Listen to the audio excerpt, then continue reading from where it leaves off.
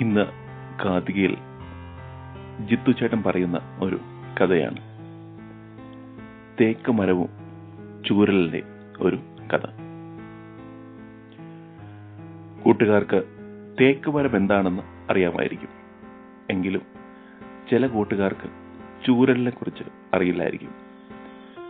ചൂരലിനെ കുറിച്ചുള്ള പല കഥകളും നിങ്ങളുടെ അച്ഛനമ്മമാർക്ക് അറിയാമായിരിക്കും. എന്തിനാണ് ചൂരൽ അവർ പഠിക്കുന്ന കാലത്ത് ഉപയോഗിച്ചിരുന്നതെന്ന് അവരോട് ചോദിച്ചറിയുക. പല കഥകളും അങ്ങനെയും കേൾക്കാം. എന്തായാലും ജിത്തുചേട്ടൻ പറയുന്ന ഈ കഥ കാതികയിലൂടെ നമുക്കൊന്ന് കേൾക്കാം.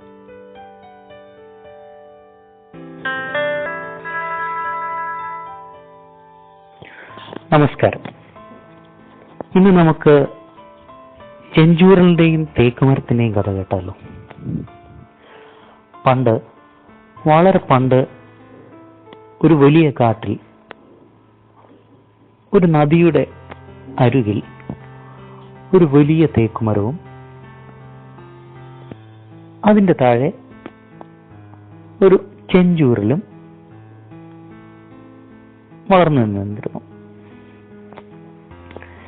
ഈ ആൽമരവും ചെഞ്ചൂരലും വളരെ അടുത്ത കൂട്ടുകാരായിരുന്നു. അവർ ദിവസവും കഥകൾ പറയും,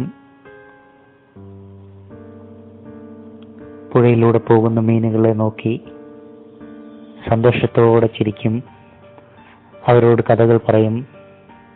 അങ്ങനെ സന്തോഷപൂർവ്വം ജീവിച്ചിരുന്നു. അങ്ങനെ ഇരിക്കുമ്പോൾ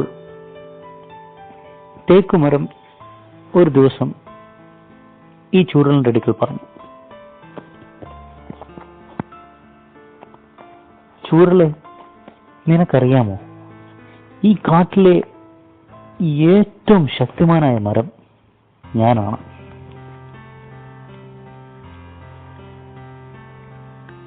നീയാണെങ്കിലോ ഏതെങ്കിലും ഒരു കാറ്റ് വന്നു കഴിഞ്ഞാൽ ഉടനെ തന്നെ വളഞ്ഞ് കാറ്റിനനുസരിച്ച് നിൽക്കും. ഞാൻ വളരെ ശക്തനായി അതിനെ നേരിടും. അപ്പോൾ ചെഞ്ചൂരൽ പറഞ്ഞു, അത് ശരിയാണ്, എനിക്ക് കാറ്റിനെ ഒന്നും അങ്ങനെ നേരിടാനുള്ള ശക്തിയില്ല. ഞാൻ വളരെ ചെറിയൊരു സസ്യമല്ലേ, ചെടിയല്ലേ, മരമല്ലേ, എനിക്കങ്ങനെ ചെയ്തല്ലേ പറ്റൂ.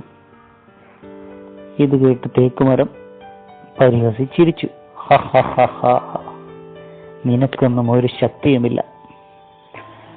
അങ്ങനെ ഇരിക്കുമ്പോൾ ആ കാട്ടിൽ വലിയ കാറ്റും മഴയും വന്നു. അതിഭയങ്കരമായ കാറ്റ്.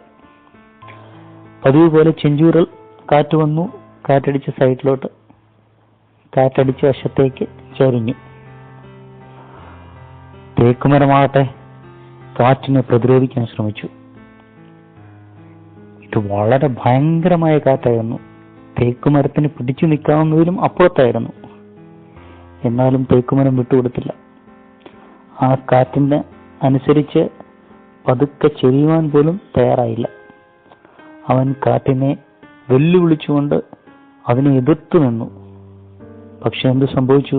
അതിഭയങ്കരമായ കാറ്റായെന്നാൽ അവൻ കടപുഴകി താഴെ വീണു.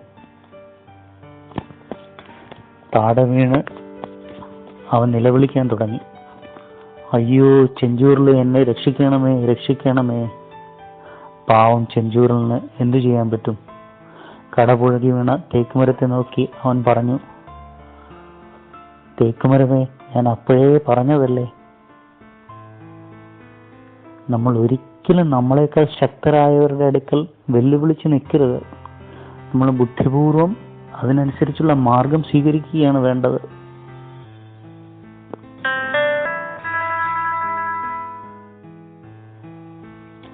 ഈ കഥയിൽ നിന്ന് നമുക്ക് എന്ത് മനസ്സിലാക്കാം? നമ്മളെക്കാൾ ശക്തരായവരോട് നാം പ്രതിരോധിച്ചാൽ നമുക്കൊരിക്കലും വിജയിക്കാൻ സാധ്യമല്ല.